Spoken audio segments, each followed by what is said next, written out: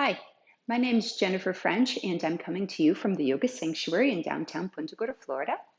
And today I would like to take you through some variations of a pose we call the hero's pose or Virasana. I'm not going to spend too much time on the actual pose itself. So if you'd like to see some ways of propping yourself in Virasana, definitely check out, I'm hoping it's this side, the tag that will take you to a video on how to get yourself set up in the posture itself. You'll have to forgive the audio quality on that video though. My connection wasn't hooked up when I recorded it, but I'm going to leave it alone. So check it out, see how that works for you. But today, for today's purposes, we are going to use a lot of props. Different ways of practicing hero's pose, different variations of it will definitely require different kinds of setups. So I have here a bolster, a blanket, a strap, a few blocks, you see 4, and today I even have a chair available. So if you've got all this stuff, great. If you don't, maybe just watch and see what you might be able to use in your own home, what might work for you. So it doesn't have to be this kind of stuff, but it could be helpful. All right, so let's go ahead and get into the pose itself. I'm going to use one block and a blanket for my hero's pose. So I'll show you really quickly how I'm going to come into that. I'm going to come up onto my shins. I'll bring the block behind me so that the block is between my heels, between my feet, and then the blanket is going to go up on top of the block. Then I'm going to take the flesh of my calves, drag it down and away as I come to sit on this setup. So this takes me into the posture setup, the prop setup that works pretty good for me today. Sometimes I don't use the block, other times I might. So if I were to remove all this, my hips would come straight down to the ground, right between my heels. Alrighty, so you know what that looks like behind me and underneath me. So take the time to set yourself up as high as you need. You could use a second block. You could have 2 blocks on top of each other and the blanket. Or again, if you'd like to go a little bit lower, you could explore that too. Now the next prop that we'll be using is a strap. And if you don't have a strap, you could use a tie, a belt, a scarf, whatever you have available. And then let's just place that off to the side for now. And from here, we'll come to rest our hands on our legs. And we'll take just a moment to settle into the posture, into the hero's pose as you've taken it. Let your eyes close. Feel the weight of your hips heavy. Feel the lift of your spine. And then come to bring your awareness to your breath, noticing the movement of your breath, the rhythm of your breath.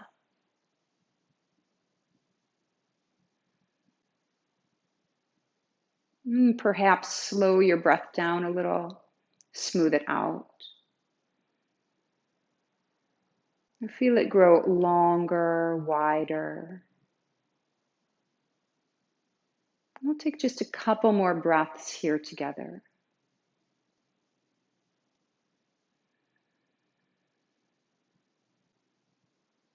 And as you come to your next inhalation, let your eyes float open and let your arms release alongside you.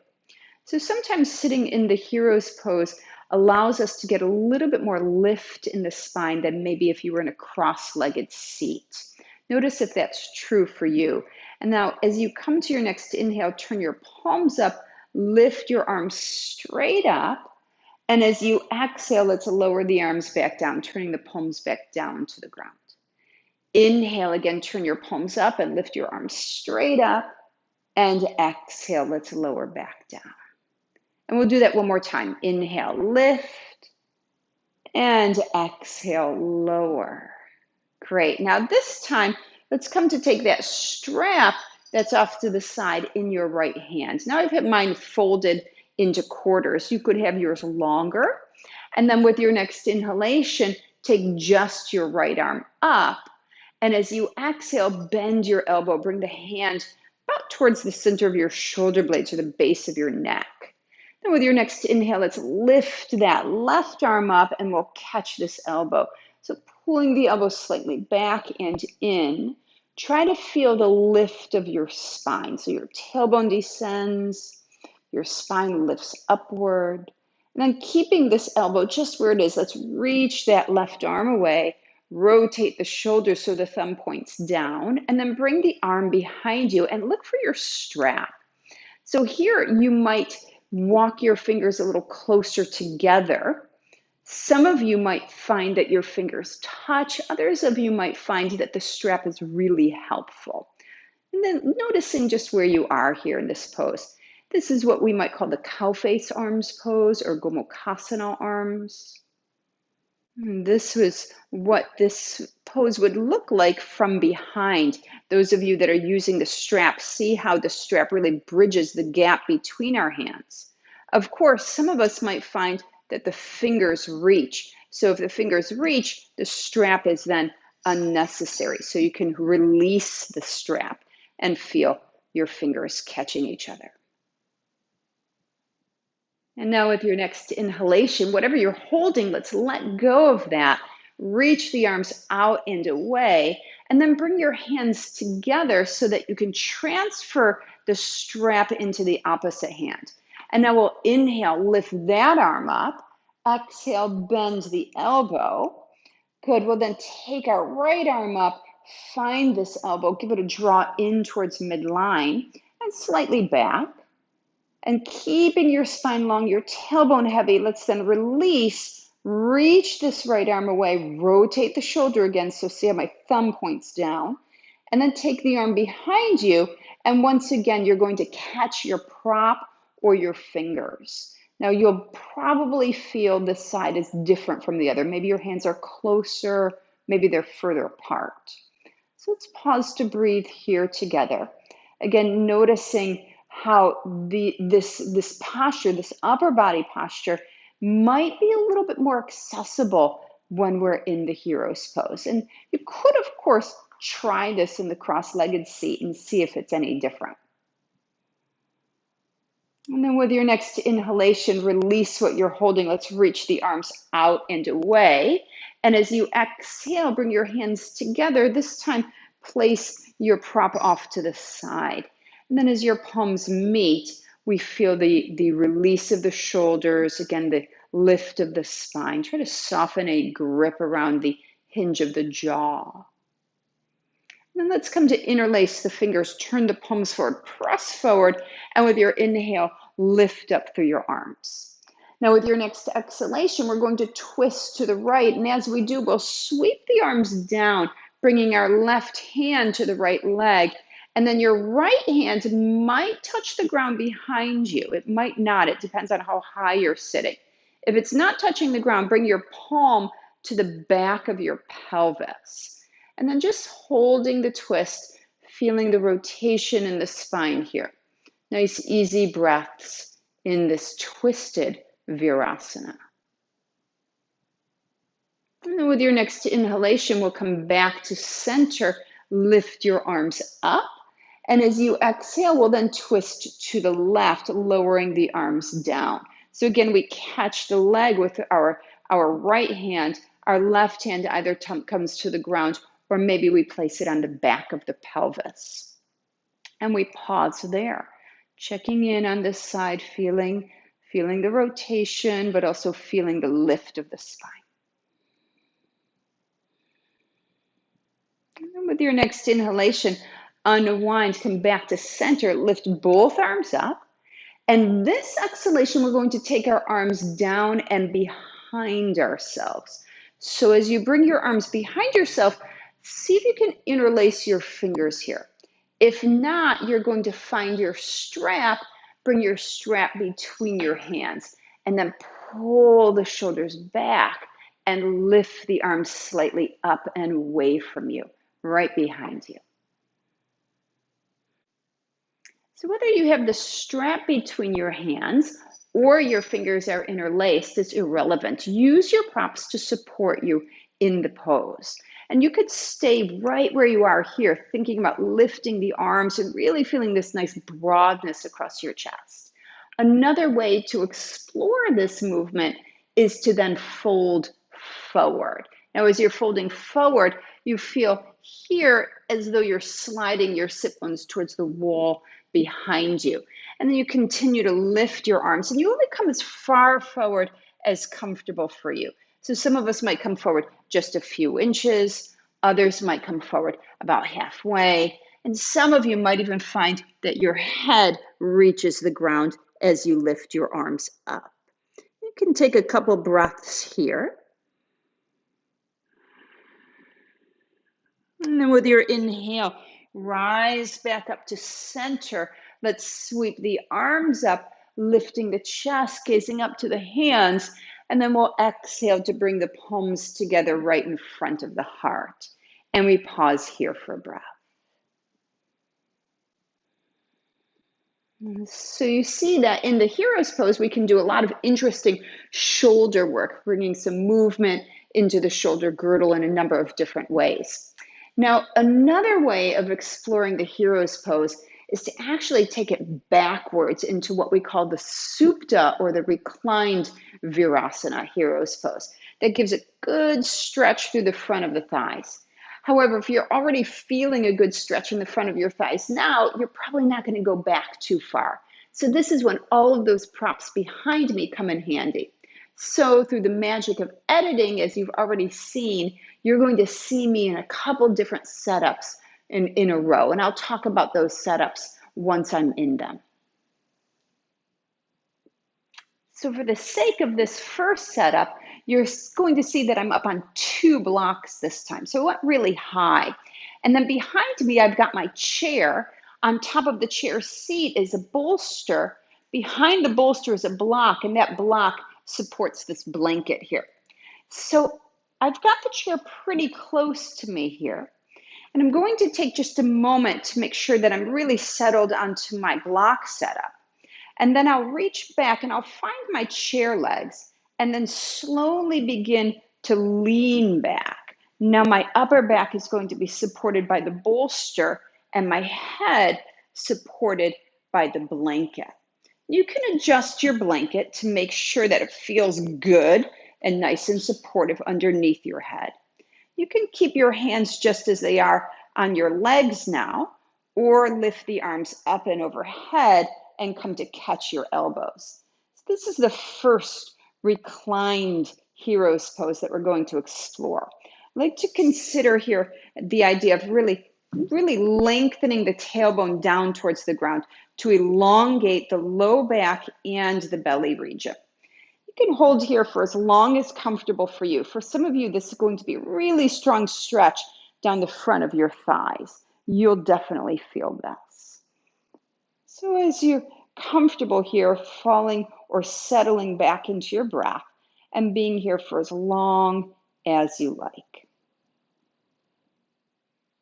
So in this next setup, you'll see that I turned the chair upside down and I took 1 block away from underneath me. As we start to recline back a little bit more, you might find that you're not sitting up as high.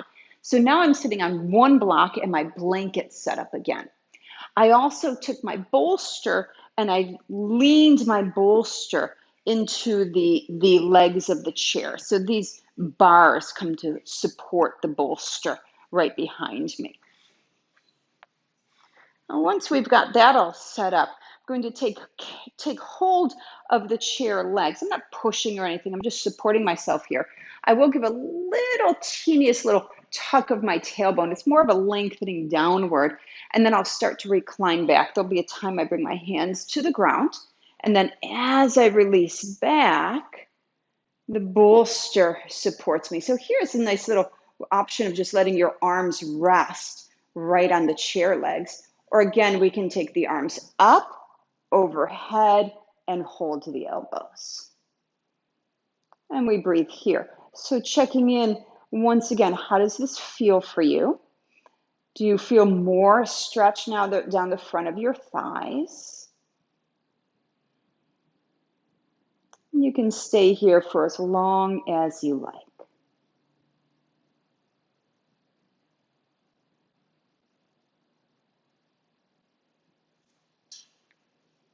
And come out of the pose. To come out of the pose, we lower the arms, of course. We'll press down into the earth. Lift your chest up and then come back up to center. So now this third setup, you'll see we're getting closer and closer to the ground. I'm going to move aside so that you can see my setup. I've got here 2 blocks underneath my bolster. You'll see one is high and one is at the medium height. And then the bolster goes back onto those 2 blocks. I then have my blanket set up so that I can sit on the blanket. Notice that I've taken the blocks away. I'm really getting closer to the ground here. Right, so with just the blanket, it's going to come up onto the bolster a little bit as well, make sort of an incline. Now, I come to sit in the hero's pose, in the Virasana, as we've been doing. Make sure you get nice and comfortable. Toes straight back, heels straight up. Then we'll bring our hands to the ground. And again, I like that little lengthening of the lumbar, so it's a little drawing of the tailbone downward. And then we slowly start to ease back, inch by inch. Now, as you ease back, you'll feel the good support of the bolster on those blocks beneath you, softening the ribs downward. You'll feel a nice opening through the fronts of the thighs. And again, you can keep your arms down in some way or lift them up and overhead, catching the elbows. So we can pause with this for a while. You can stay here again for as long as you like. Sometimes we even stay upwards of 5 minutes, right? So don't force that. Do feel what's right for your body. Your body will tell you after some time when you've had enough. So finally, once that time arises, we lower the arms down. We're going to press down. So you might press into the soles of your feet this time. Lead with your chest to rise up and out of the pose. And you can let your hands rest on your legs for a moment. So now our fourth and final variation of the reclined hero's pose is with just the bolster. And you'll notice now that I don't have anything underneath my hips. I'm actually sitting on the ground. Is that necessary? No, you could still have that blanket set up. You could even have a block. If you have the block underneath you, you'd probably be working at the inclined bolster though. Right? I've got a little blanket back there for my head. And we come into the pose a very similar way. So our hands come to the ground. We bring a little bit of length to the lumbar. Slowly begin to release back. I'm going to adjust that bolster. It felt like a little close to my body. So as I begin to release back, we want to be careful that we don't jettison the knees up or poke the ribs up. So there is a lengthening here, right? Ribs soften in. The arms can release off to the side, or as we have been, arms lift and we come to hold the elbows. And again, we pause here for as long as comfortable. And to come out of the pose, we release the arms down. We'll press down. You can press into the earth, press into your feet. Lead with your chest as you rise up, and then pause back at center. And a really nice way to counter the work of the hero's pose is to then come forward, hands to the ground.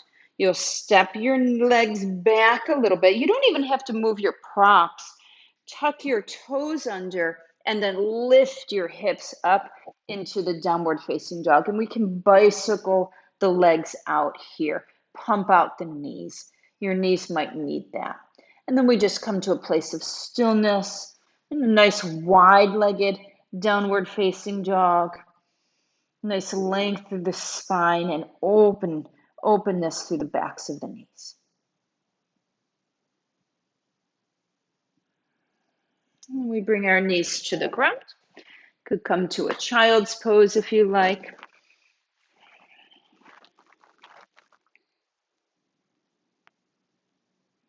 And after pausing there for a few moments, up we come. Okay, So that is our variations, ways to move when in Virasana and ways to take variations of Virasana, particularly the Supta or reclined Virasana. So I hope you explore that a little bit on your own. And if you've got a way that you like to move in the hero's pose or how you like to recline into the Supta Virasana, please let me know in the comments below. And if you enjoyed this video, give us a thumbs up. And I hope that you press the subscribe button as well. Have a great day.